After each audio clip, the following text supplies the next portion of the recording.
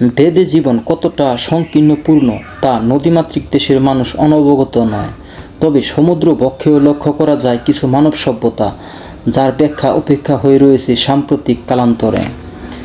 Sentinel দ্বীপ, যা আন্দামান দ্বীপপুঞ্জের মধ্যে একটি অংশ, বঙ্গোপসাগরের মধ্যে যার অবস্থান, এখানে এখনও আধুনিক সভ্যতার ছোঁয়া পায়নি। কারণ এখানে কেউ যদি হেলিকপ্টার নিয়ে যায়, তা নিচে ল্যান্ড করার আগে এখানকার উপজাতিরা তীর ধনুক মারে, আর কেউ যদি বোট অথবা শিপ নিয়ে যায়, কিনারে ভিড়বার আগে আদিবাসীদের আক্রমণ শুরু হয়, যে কারণে স্থানটি হাজার বছর আগের আদিবাসীদের মতোই রয়ে গেছে। আর এটা শুধু ভয়ঙ্কর উপজাতিদের জন্যই। বিশ্বের তৃতীয় বৃহত্তম আফ্রিকার ভিক্টোরিয়া লিকে ছোট্ট একটা ফুটবল মাঠের সমান দ্বীপে বসবাস করছে কয়েক হাজার মানুষ। এখানে সব ঘরগুলোই টিনের। আশ্চর্যের বিষয়ে কয়েক হাজার মানুষের জন্য মাত্র 4টি টয়লেট রয়েছে। এখানকার মানুষের প্রধান জীবিকা মাছ ধরা। তবে এখানে ঘরগুলো রাতে একবার দিনে একবার করে ভাড়া দেওয়া হয়। পুলিশ প্রশাসন থাকা সত্ত্বেও এখানে সব রকমের সব কিছু চলে, আর এই জন্যই বলা হয় এই দ্বীপকে আরেক পৃথিবী। পৃথিবীর সবচেয়ে ছোট দেশ হলো ভাটিকান সিটি, কিন্তু এর চেয়েও আরও ছোট একটি দেশ রয়েছে যার নাম সিল্যান্ড, যদিও এই দেশটিকে অন্য দেশগুলো দেশ হিসেবে স্বীকৃতি দেয়নি। ইংল্যান্ডের আটলান্টিক সাগরের মধ্যে বড় বড় দুটি কংক্রিটের পিলারের উপর টিকে রয়েছে 6000 বর্গফুটের এই দেশটি।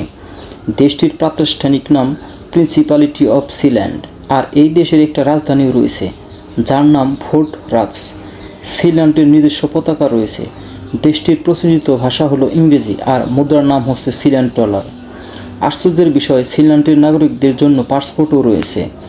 মূলত দ্বিতীয় বিশ্বযুদ্ধের সময় ব্রিটিশ সৈন্যরা এটি বানিয়েছিল শত্রুপক্ষকে শতভাবে আক্রমণ করার জন্য। পরবর্তীতে 1966 সালে মেজর প্যাডি রায় বেটস এটিকে দখল করিয়া স্বাধীন মাইক্রো রাষ্ট্র হিসেবে ঘোষণা দেয়। পৃথিবীর কোনো দেশ এই দেশটিকে স্বীকৃতি না দিলেও বিরোধিতা করতে দেখা যায়নি। দেশটির নিরাপত্তার কর্মী সহ দেশটিতে বর্তমানে মোট জনসংখ্যা 27 জন। দেশটিতে বিদ্যুৎ উৎপাদনের জন্য রয়েছে জেনারেটর। বহুদিন আগে সমুদ্রের মাঝখানে একটি আগ্নেয়গিরি জেগে ওঠে,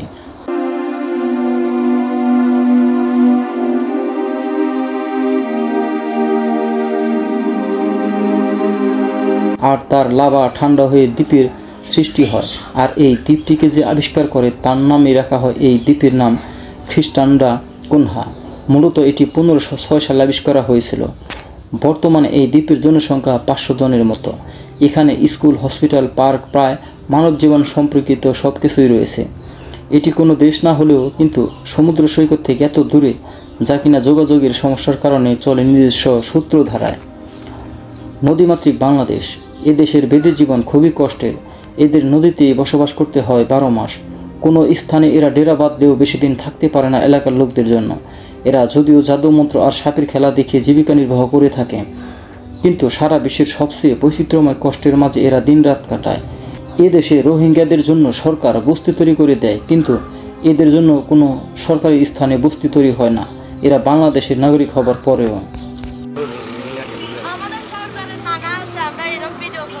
কোন সর্দার? তাহলে তো আমি ফোনে কথা বলি। সর্দারের সাথে কথা বলতে পারবেন না, সর্দারের